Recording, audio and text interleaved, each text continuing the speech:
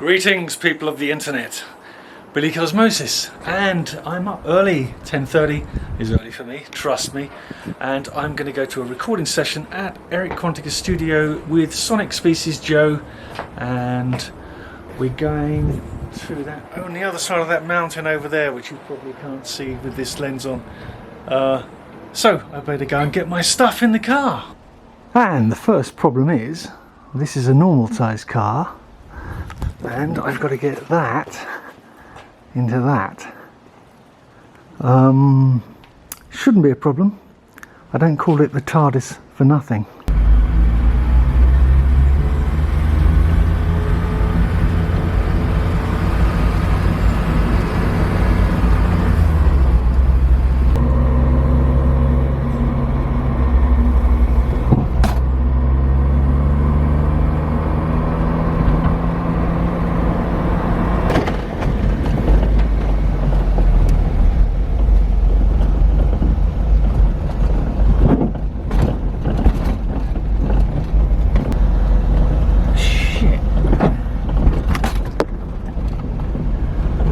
Eric's gonna have to get a better road. Jesus.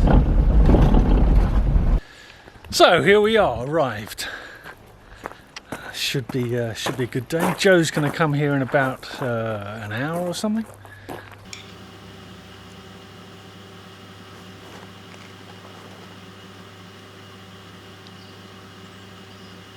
And Joseph has arrived. Joe. Here we are. Oh, the man with the keyboard. Here we are. How's it going? Woo! We're ready to rock. In the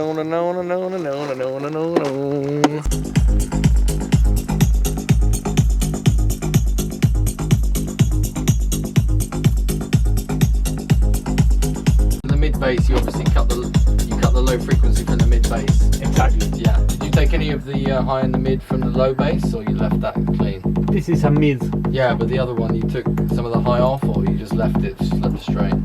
I leave it straight. Nice. So you just did an EQ cut, took some of the low and the low mid off the mid bass, yeah? Yeah, but if you see, there are not much low in both. The low is generated by the kick. Oh yeah. Right. And actually, we could even, for the mid layer, we could even put some stereo on it as well if we wanted to, couldn't we? Yeah.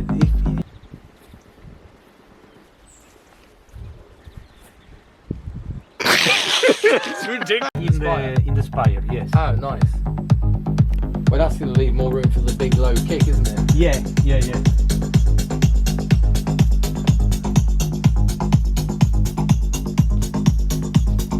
here there are another spire making weird sound.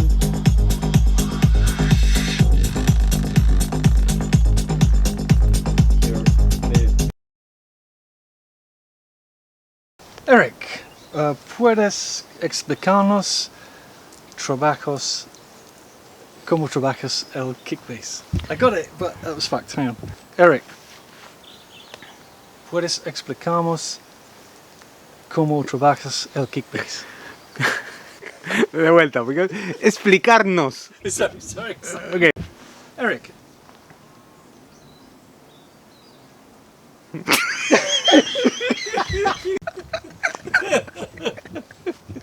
¿Cómo trabajas? Eric, ¿puedes explicarnos el kick bass? ¿Y cómo Eric, ¿puedes explicarnos cómo trabajas el kick bass?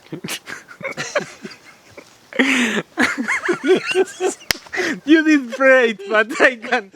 Hang on. It's nice that I have, because I cry.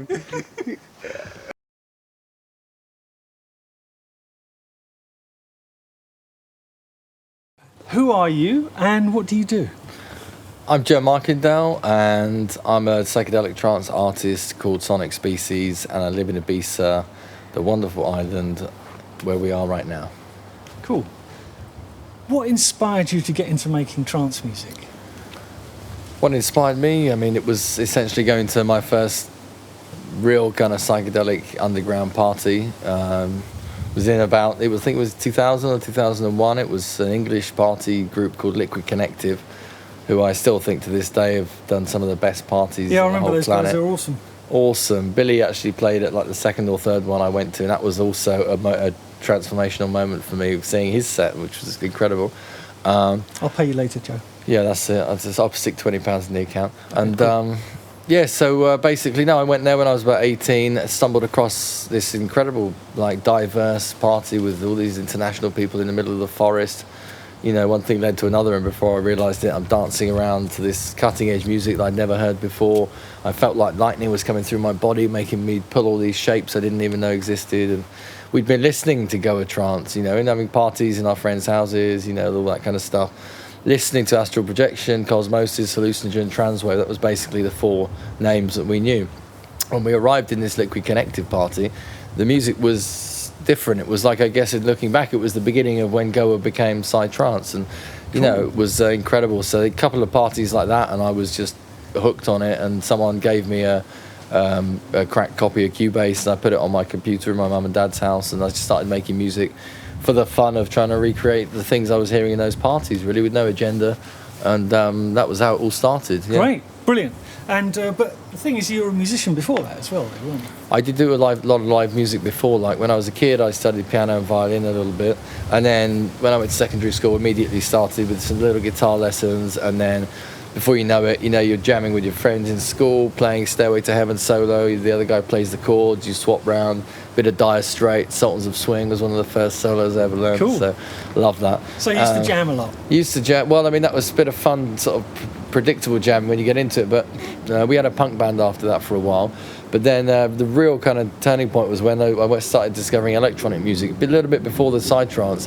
And it was Chemical Brothers and this kind of stuff. And we started getting together, just doing spontaneous jams, like every Wednesday or Thursday night, and with a group of musicians that were all very good friends. And pardon me.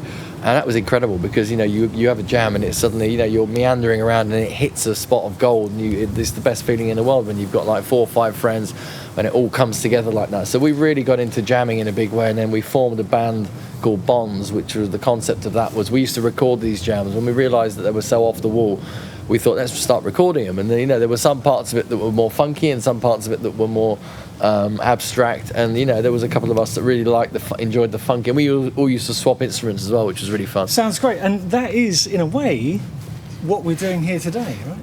Exactly, it's exactly, we're doing more electronic jamming, what we're doing, but it's the same thing with a different structure. But yeah, it was jamming that led to a lot of things. Yeah.